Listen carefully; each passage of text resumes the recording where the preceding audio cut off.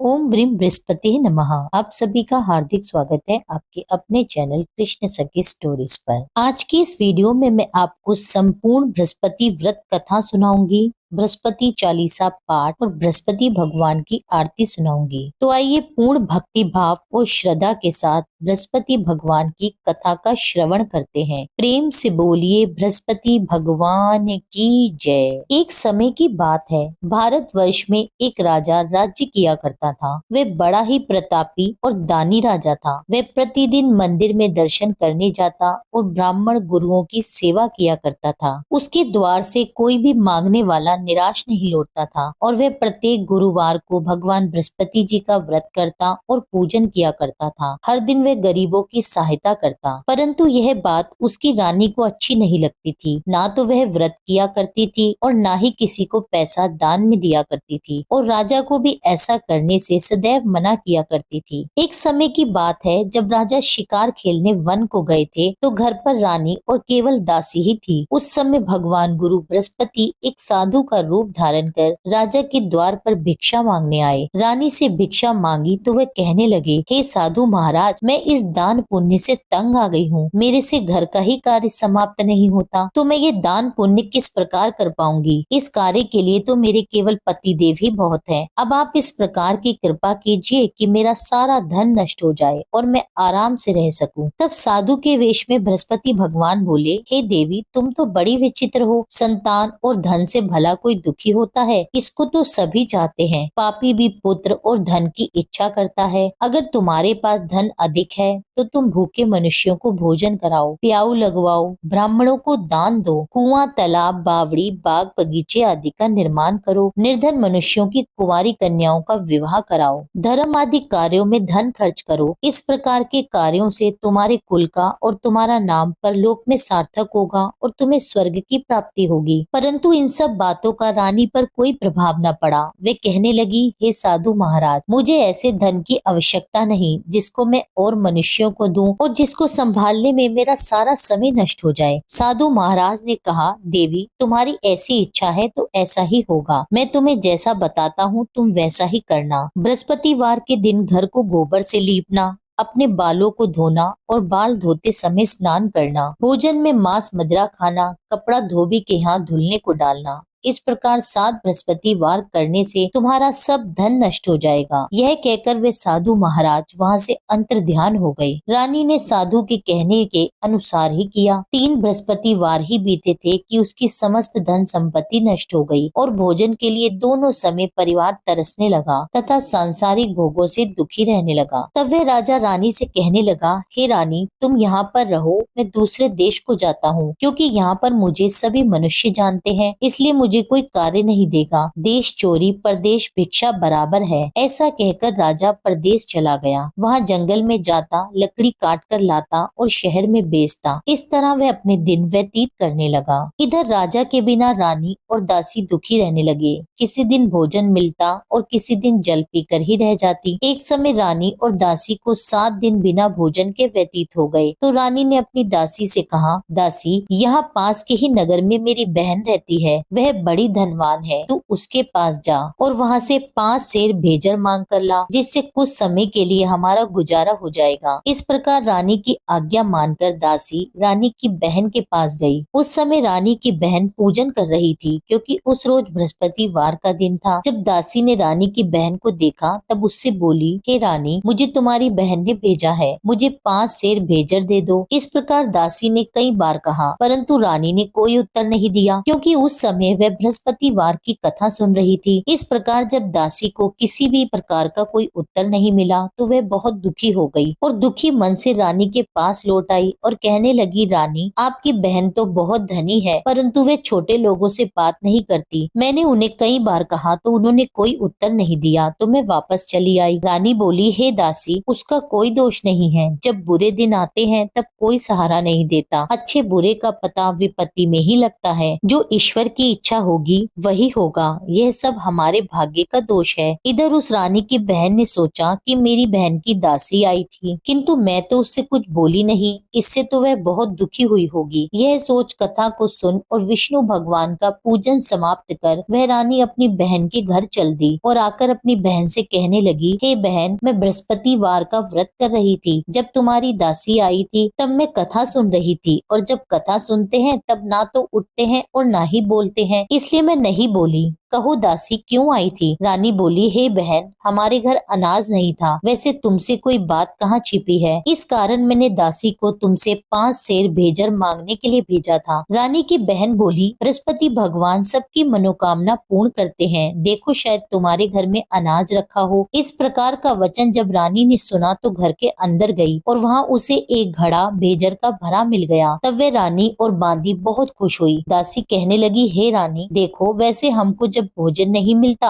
तो हम रोज ही व्रत करते हैं, अगर इनसे व्रत की विधि और कथा पूछ ली जाए तो हम उसे किया करेंगे। तब उस रानी ने अपनी बहन से पूछा, हे बहन, बृहस्पतिवार के व्रत के क्या नियम है? तब रानी की बहन ने बताया, बृहस्पतिवार के व्रत में चने की दाल और मुनक्का से विष्णु भगवान का केले की जड़ में पूजन करें तथा दीपक जलाएं और पीला भोजन करें और कथा सुने। इस प्रकार नियम पूर्वक करने से गुरु बृहस्पति भगवान प्रसन्न होते हैं, अन्न पुत्र धन देते हैं और सभी की मनोकामनाएं पूर्ण करते हैं। इस प्रकार रानी और दासी दोनों ने ही निश्चय किया कि हम बृहस्पति भगवान का पूजन किया करेंगे। 7 रोज बाद जब बृहस्पतिवार आया तो उन्होंने व्रत रखा। घुड़साल में जाकर चना और गुड़ बीन लाई तथा उसकी दाल से केले के जड़ का तथा भगवान विष्णु का पूजन किया। अब पीला भोजन कहाँ से आए? दोनों बड़ी दुखी हुई। उन्होंने व्रत किया था, इस कारण बृहस्पति भगवान उनसे प्रसन्न थे। 2 थालियों में सुंदर पीला भोजन लेकर आए और दासी को देकर बोले, हे दासी, ये तुम्हारे और तुम्हारी रानी के लिए भोजन है, तुम दोनों भोजन कर लेना। दासी भोजन पाकर बड़ी प्रसन्न हुई और रानी से बोली, चलो रानी, जी भरकर भोजन कर लो। रानी को इस विषय में कुछ पता नहीं था, इसलिए वे दासी से बोली, तू ही भोजन कर, क्योंकि तू हमारी व्यर्थ में हंसी उड़ाती है। दासी बोली कि एक महात्मा भोजन दे गए हैं। रानी कहने लगी, वह भोजन तेरे लिए दे गए हैं, तू ही भोजन कर। दासी ने कहा, वह महात्मा हम दोनों के लिए 2 थाली में भोजन दे गए हैं, इसलिए हम और तुम दोनों ही साथ साथ भोजन करेंगे। इस प्रकार रानी और दासी दोनों ने ही बृहस्पति भगवान को नमस्कार कर भोजन प्रारंभ किया। अब वे प्रत्येक बृहस्पतिवार को बृहस्पति भगवान का व्रत और विष्णु भगवान का पूजन करने लगी। बृहस्पति भगवान की कृपा से रानी और दासी के पास बहुत सा धन हो गया। अब रानी फिर से आलस्य करने लगी। तब दासी बोली, देखो रानी, तुम पहले इस प्रकार आलस्य करती थी तो तुम्हें धन रखने में कष्ट होता था, इस कारण सभी धन नष्ट हो गया। अब बृहस्पति भगवान की कृपा से धन मिला है, हमें दान पुण्य करना चाहिए। दान में भूखे मनुष्यों को भोजन कराना चाहिए, प्याऊ लगवाने चाहिए, ब्राह्मणों को दान देना चाहिए। धन को शुभ कार्यों में खर्च करें, जिससे तुम्हारे कुल का यश बढ़ेगा और स्वर्ग प्राप्त होगा, पितृ प्रसन्न होंगे। तब रानी ने इसी प्रकार के कार्य करने प्रारंभ कर दिए तो काफी यश फैलने लगा। एक दिन रानी और दासी विचार करने लगी कि ना जाने हमारे राजा किस दशा में होंगे, उनकी कोई खोज खबर नहीं है। बृहस्पति भगवान से उन्होंने प्रार्थना की तो एक दिन भगवान ने रात्रि में राजा को स्वप्न में कहा, हे राजन, उठ, तेरी रानी तुझको याद करती है, अपने देश को चला जा। राजा प्रातः काल उठा और विचार करने लगा। स्त्री खाने और पहनने की साथी होती है, पर भगवान की आज्ञा मानकर वह अपने नगर की ओर चलने को तैयार हुआ। इससे पूर्व जब राजा प्रदेश चला गया था तो प्रदेश में दुखी रहने लगा। प्रतिदिन जंगल में से लकड़ी बीन कर लाता और उसे शहर में बेचकर अपने दुखी जीवन को बड़ी कठिनता से व्यतीत करता था। एक दिन राजा दुखी हो अपनी पुरानी बातों को याद करके रोने लगा। तब उस समय जंगल में बृहस्पति देव एक साधु का रूप धारण कर आए और राजा के पास आकर कहने लगे, लकड़हारे, तुम इस सुनसान जंगल में किस चिंता में बैठे हो, मुझे बताओ। यह सुनकर राजा की आंखों में जल भर आया और साधु की वंदना कर बोले, हे प्रभु, आप सब कुछ जानने वाले हो। इतना कहकर साधु को अपनी कहानी सुना दी। महात्मा दयालु होते हैं वे राजा से बोले, हे राजन, तुम्हारी स्त्री ने बृहस्पति देव का अपमान किया था,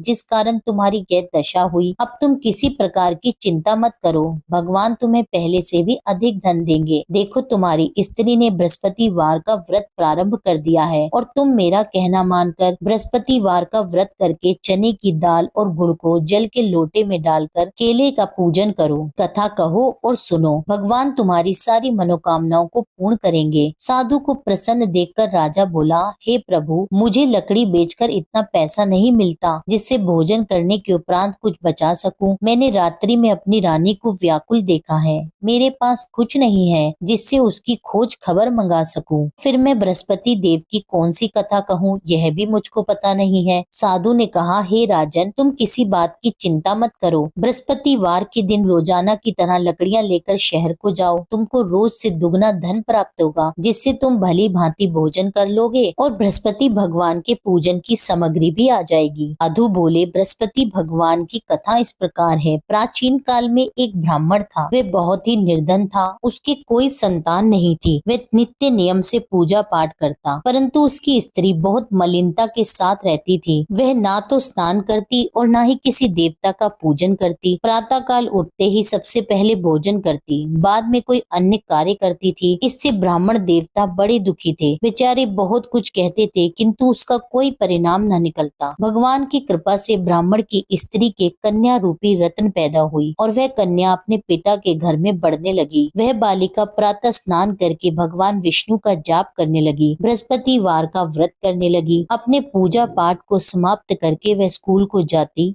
तो अपनी मुट्ठी में जौ भरकर ले जाती और पाठशाला जाने के मार्ग में डालती जाती। वही जौ स्वर्ण के हो जाते और लौटते समय उनको बीनकर घर ले आती। एक दिन वह बालिका सूप में सोने के जौ को फटक कर साफ कर रही थी, तो उसकी माँ ने देख लिया और कहा, हे बेटी, सोने के जौ को फटकने के लिए सोने का सूप होना चाहिए। दूसरे दिन बृहस्पतिवार था। इस कन्या ने व्रत रखा और बृहस्पति भगवान से प्रार्थना करके कहने लगी, हे प्रभु, यदि मैंने आपकी पूजा सच्चे मन से की हो तो मेरे लिए सोने का सूप दे दो। बृहस्पति देव ने उसकी प्रार्थना स्वीकार कर ली। रोजाना की तरह वह कन्या जौ फैलाती हुई स्कूल को गई और जब लौटकर जौ बीन ही रही थी तो बृहस्पति देव की कृपा से रास्ते में सोने का सूप मिला। वह सोने के सूप को लेकर घर गई और उससे जौ साफ करने लगी, परंतु उसकी माँ का वही ढंग रहा। एक दिन की बात है, वह कन्या सोने के सूप से जौ साफ कर रही थी। उस समय उस शहर का राजपुत्र वहां से होकर निकला। इस कन्या के रूप और कार्य को देखकर वह मोहित हो गया और अपने घर आकर भोजन और जल त्याग कर उदास होकर लेट गया।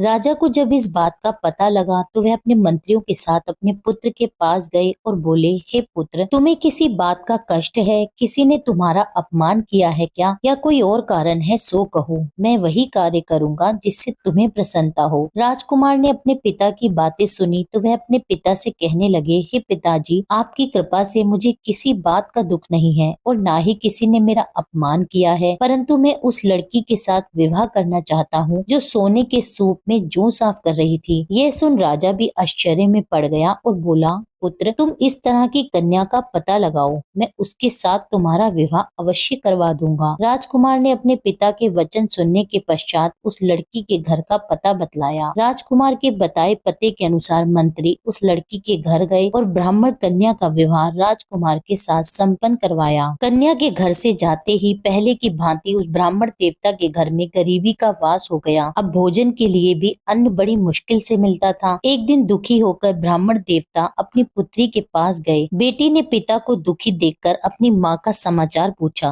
तब ब्राह्मण ने सारा हाल कह सुनाया। कन्या ने बहुत सा धन देकर अपने पिता को विदा किया। इस तरह ब्राह्मण का कुछ समय सुख पूर्वक व्यतीत हो गया। कुछ दिन बाद फिर से वही हाल हो गया। ब्राह्मण फिर से अपनी कन्या के यहाँ आया और सभी हाल उससे कहा तो लड़की बोली, हे पिताजी, आप माता जी को यहाँ पर ले आइए, मैं उन्हें विधि बता दूंगी जिससे आपकी गरीबी दूर हो जाएगी। वह ब्राह्मण देवता अपनी स्त्री को साथ लेकर बेटी के घर पहुंचा तो पुत्री अपनी माँ को समझाने लगी, माँ तुम प्रातःकाल उठकर प्रथम स्नान करके भगवान विष्णु का पूजन करो, तुम्हारी सब दरिद्रता दूर हो जाएगी। परंतु उसकी माँ ने उसकी एक बात नहीं मानी और प्रातःकाल उठकर अपनी पुत्री और बच्चों का जूठन खा लेती थी। एक दिन उसकी पुत्री को बहुत क्रोध आ गया और एक रात कोठरी से सभी सामान निकाल दिया और उसमें अपनी माँ को बंद कर दिया। प्रातःकाल उस कोठरी में से माँ को निकाला और स्नान करा के पूजा पाठ करवाया तो उसकी माँ की बुद्धि ठीक हो गई। फिर प्रत्येक बृहस्पतिवार को वह व्रत रखने लगी। बृहस्पति व्रत के प्रभाव से उसकी माँ बहुत धनवान हो गई, पुत्रवती हो गई और बृहस्पति देव जी की कृपा से स्वर्ग को प्राप्त हुई और वह ब्राह्मण भी सुख पूर्वक इस लोक से सुख भोग कर स्वर्ग को प्राप्त हुए। इस तरह कहानी कहकर साधु देवता वहाँ से अंतर्ध्यान हो गए। धीरे धीरे अब समय व्यतीत होने लगा। फिर बृहस्पतिवार का दिन आया तो राजा जंगल से लकड़ी काट कर किसी शहर में बेचने गया। उसे उस दिन और दिनों की अपेक्षा अधिक धन मिला। राजा चना गुड़ आदि लाकर बृहस्पतिवार का व्रत करने लगा। उस दिन से उसके सभी क्लेश दूर हो गए, परंतु जब दोबारा बृहस्पतिवार आया तो वह व्रत करना भूल गया। इस कारण बृहस्पति भगवान नाराज हो गए। उसी दिन उस नगर के राजा ने विशाल यज्ञ का आयोजन किया था और शहर में यह घोषणा करवा दी कि कोई भी मनुष्य अपने घर में ना तो भोजन बनाए और न आग जलाए, समस्त लोग मेरे यहाँ ही भोजन करें। इस आज्ञा को जो नहीं मानेगा उसको फांसी की सजा दी जाएगी। इस तरह की घोषणा संपूर्ण नगर में करवा दी गई। राजा की आज्ञा अनुसार शहर के सभी लोग भोजन करने आए, लेकिन लकड़हारा कुछ देर से पहुंचा, इसलिए राजा उसको अपने साथ घर लिवा ले गया और ले जाकर भोजन करा ही रहा था तो रानी की दृष्टि उस खूंटी पर पड़ी जिस पर उसने अपना हार लटका रखा था। उसे वहाँ पर हार दिखाई नहीं दिया तो रानी ने हार की चोरी के अपराध में लकड़हारे को पुलिस बुलवाकर उसे जेल खाने में डलवा दिया। अब राजा जेल खाने में गया तो बहुत दुखी होकर विचार करने लगा, न जाने कौन से पूर्व जन्म के कर्म है जिसके कारण मुझे ऐसा दुख प्राप्त हो रहा है। फिर राजा उसी साधु को याद करने लगा जो जंगल में मिला था। उसी समय तत्काल बृहस्पति देव साधु के रूप में प्रकट हो गए और उसकी दशा को देखकर कहने लगे, अरे मूर्ख, तूने बृहस्पति देवता की कथा नहीं की, इस कारण तुझे दुख प्राप्त हुआ है। अब तू चिंता मत कर, बृहस्पतिवार के दिन जेल खाने के दरवाजे पर तुझे 4 पैसे पड़े मिलेंगे, उससे तू बृहस्पति देव की पूजा करना, तेरे सभी कष्ट दूर हो जाएंगे। बृहस्पतिवार के रोज उसे 4 पैसे पड़े मिले। राजा ने उसी पैसों की सहायता से अपना व्रत और पूजन किया। उसी रात्रि को जब राजा सो रहा था तो बृहस्पति देव ने राजा को स्वप्न में कहा, हे राजन, तुमने जिस आदमी को जेल खाने में हार की चोरी के अपराध में बंद कर रखा है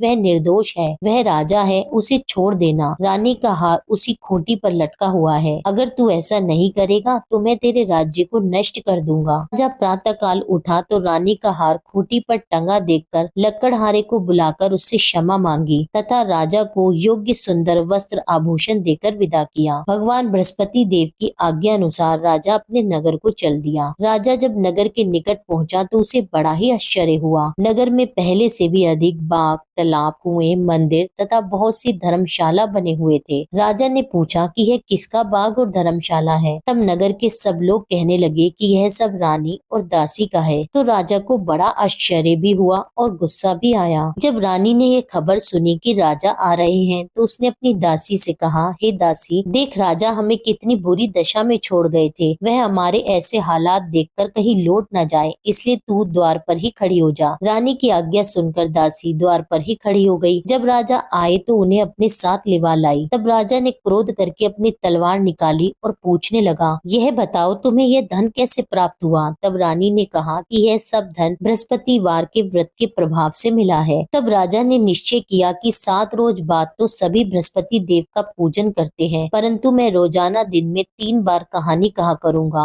और रोज व्रत किया करूंगा। अब हर समय राजा के दुपट्टे में चने की दाल बंधी रहती तथा दिन में 3 बार कहानी कहता। एक रोज राजा ने विचार किया कि चलो अपनी बहन के यहाँ आवे। इस तरह निश्चय कर राजा घोड़े पर सवार हो अपनी बहन के यहाँ जाने लगा। मार्ग में उसने देखा कि कुछ आदमी एक मुर्दे को लिए जा रहे हैं, तो उन्हें रोक कर राजा कहने लगा, भाइयों, मेरी बृहस्पतिवार की कथा सुन लो। वे बोले, लो, हमारा तो आदमी मर गया है और इसको अपनी कथा की पड़ी है। परंतु कुछ आदमी बोले, अच्छा कहो, हम तुम्हारी कथा भी सुनेंगे। राजा ने दाल निकाली और जब आधी ही कथा हुई थी कि की मुर्दा हिलने लगा और जब कथा समाप्त हुई तो राम राम कहकर वह मनुष्य खड़ा हो गया। आगे मार्ग में उसे एक किसान खेत में हल चलाता हुआ मिला। राजा ने उसे देखा और उससे बोला, अरे भाइयों, तुम मेरी बृहस्पतिवार की कथा सुन लो। किसान बोला, जब तक मैं तुम्हारी कथा सुनूंगा तब तक तो 4 हरिया जोत लूंगा, जा अपनी कथा किसी और को सुनाना। इस तरह राजा आगे चलने लगा।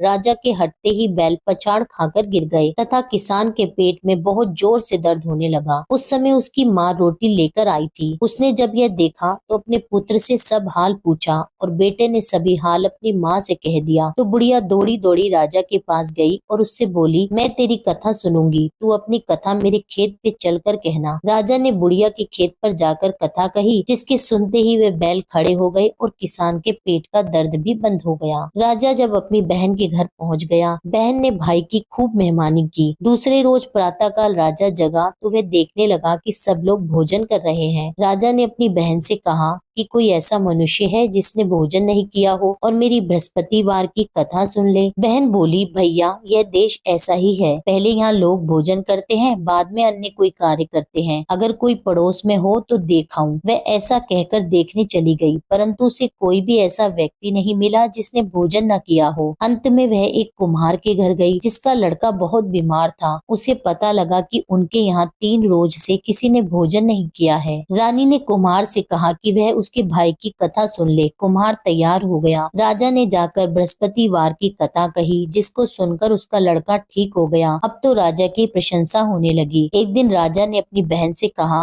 बहन, हम अपने घर को जाएंगे, तुम भी तैयार हो जाओ। राजा की बहन ने अपनी सास से कही तो सास बोली, हाँ चली जा, परंतु अपने लड़कों को मत ले जाना, क्योंकि तेरे भाई के यहाँ कोई औलाद नहीं है। बहन ने अपने भाई से कहा, हे भैया, मैं तो चलूंगी मगर कोई बालक नहीं आएगा। राजा बोला, जब कोई बालक नहीं चलेगा तब तुम क्या करोगी? बड़े दुखी मन से राजा अपने नगर को लौट आया। राजा ने अपनी रानी से कहा, हम निर्वंशी राजा हैं, हमारा मुंह देखने का धर्म नहीं है और कुछ भोजन आदि भी नहीं किया। रानी बोली, हे नाथ, जब बृहस्पति देव ने हमें सब कुछ दिया है तो संतान भी अवश्य देंगे। उसी रात बृहस्पति देव ने राजा को स्वप्न में कहा, हे राजन, उठ, सभी सोच को त्याग दे, तेरी रानी गर्भ से है। यह बात सुनकर राजा बहुत खुश हुआ। 9वें महीने में रानी ने एक सुंदर पुत्र को जन्म दिया। तब राजा बोला, हे रानी, स्त्री बिना भोजन के रह सकती है, बिना कहे नहीं रह सकती। जब मेरी बहन आवे तो मुझसे कुछ मत कहना। रानी ने सुनकर हाँ कर दिया। जब राजा की बहन ने शुभ समाचार सुना तो वह बहुत खुश हुई और बधाई लेकर अपने भाई के घर आई। तब रानी ने कहा, घोड़ा चढ़कर तो नहीं आई, गधा चढ़ी आई। राजा की बहन बोली, भाभी, मैं इस प्रकार ना कहती तो तुम्हें औलाद कैसे मिलती? बृहस्पति देव ऐसे ही हैं, जिसकी जैसी मन में कामनाएं हैं सभी को पूर्ण करते हैं। जो सद्भावना पूर्वक बृहस्पतिवार का व्रत करता है, कथा कहता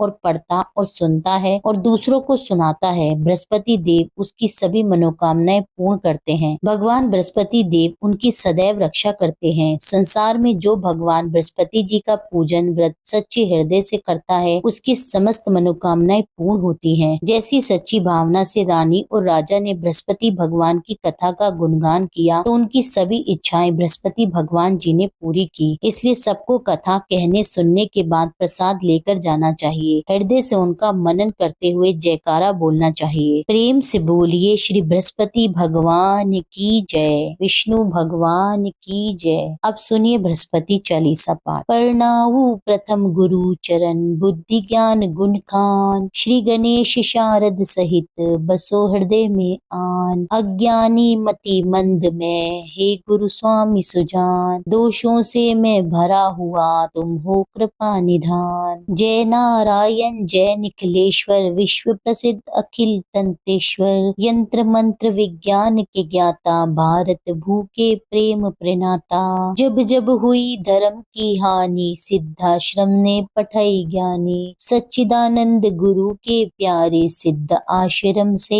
आप पधारे। उच्च कोटि के ऋषि मुनि स्वेच्छा, ओए करन धर्म की रक्षा, अब अब की बार आपकी बारी, त्राहि त्राहि है धरा पुकारी। मरुंधर प्रांत खरंटिया ग्रामा, मुल्तान चंद पिता करनामा। शेष शाही सपने में आए, माता को दर्शन दिखलाए। रूपा देवी मातु अति धार्मिक, जन्म भयो शुभ 21 तारीख। जन्म दिवस तिथि शुभ, साधक की पूजा करते आराधक की। जन्म वृतंत सुनाए नवीना, मंत्र नारायण नाम करि दीना। नाम नारायण भव भय हारी, सिद्ध योगी मानव तन धारी। ऋषिवर ब्रह्म तेज से उर्जित, आत्म स्वरूप गुरु गौरवंतित। एक बार संग सखा भवन में, करी स्नान लगे चिंतन में। चिंतन करत समाधि लगाई, सुध बुधहीन भय अनुरागी। पूर्ण करी संसार की रीति, शंकर जैसे बने गृहस्थी। अद्भुत संगम प्रभु माया का, अवलोकन है विधि छाया का। युग युग से भव बंधन रीति, जहाँ नारायण वाही भगवती। सांसारिक मन हुए अति गलानी, तब हिमगिरी गमन की ठानी। 18 वर्ष हिमालय घूमे, सर्व सिद्धिया गुरु पग चूमे। त्याग अटल सिद्धाश्रम आसन, कर्म भूमि आए नारायण। धरा गगन ब्राह्मण में गूंजी, जय गुरुदेव साधना पूंजी। धर्म धर्म हित शिविर पुरोधा, कर्म क्षेत्र के अतुलित योधा। हृदय विशाल शास्त्र भंडारा, भारत का भौतिक उजियारा। 156 ग्रंथ रचयिता, सीधी साधक विश्व विजेता। प्रिय लेखक प्रिय गूढ़ प्रवक्ता, भूत भविष्य के आप विधाता। आयुर्वेद ज्योतिषी के सागर, षोडश कला युक्त परमेश्वर। रतन पार की विघ्न हरंता, सन्यासी अन्यतम संता। अद्भुत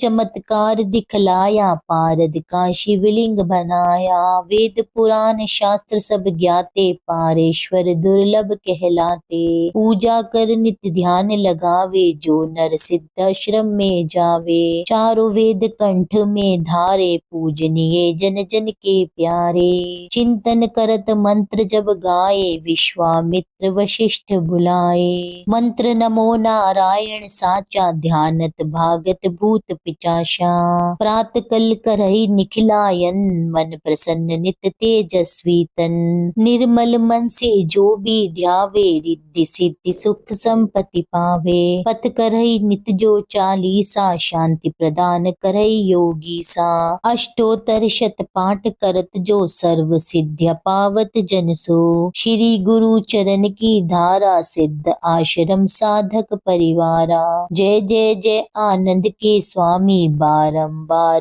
नमामि नमामि। श्री बृहस्पति भगवान की आरती। जय बृहस्पति देवा, ओम जय बृहस्पति देवा। छिन छिन भोग लगाऊं, कदली फल मेवा। ओम जय बृहस्पति देवा, तुम पूर्ण परमात्मा, तुम अंतर्यामी। जगत पिता जगदीश्वर, तुम सबके स्वामी। ओम जय बृहस्पति देवा, चरना अमृत निज निर्मल, सब पातक हरता। सकल मनोरथ दायक, कृपा करो भरता। ओम जय बृहस्पति देवा, तन मन धन अर्पण कर, जो जन शरण पड़े। प्रभु प्रकट तब हो कर, आकर द्वार खड़े। ओम जय बृहस्पति देवा, दीन दयाल दयानिधि, भक्तन हितकारी। पाप दोष सब हरता, भव बंधन हारी। ओम जय बृहस्पति देवा, सकल मनोरथ दायक, सब संशय तारी। विष विकार मिटाओ, संतन सुखकारी। ओम जय बृहस्पति देवा, जो कोई आरती तेरी प्रेम सहित गावे। जेठानन आनंद कर, सो निश्चय पावे। ओम जय बृहस्पति देवा, जय बृहस्पति देवा। स्वामी जय बृहस्पति देवा, छिन छिन भोग लगाऊं, कदली फल मेवा। ओम जय बृहस्पति देवा। आशा करती हूँ यह वीडियो आपको पसंद आई होगी। कथा आपको पसंद आई हो, वीडियो अच्छी लगी हो तो वीडियो को लाइक जरूर करें, वीडियो पर कमेंट करें, भगवान बृहस्पति देव की जय लिखिए और जिन भी लोगों ने अभी तक मेरे चैनल को सब्सक्राइब ना किया हो उनसे मेरा अनुरोध है कि चैनल को सब्सक्राइब कर लें। मिलती हूँ आपसे एक अगली वीडियो में, जब तक के लिए जय श्री राधे।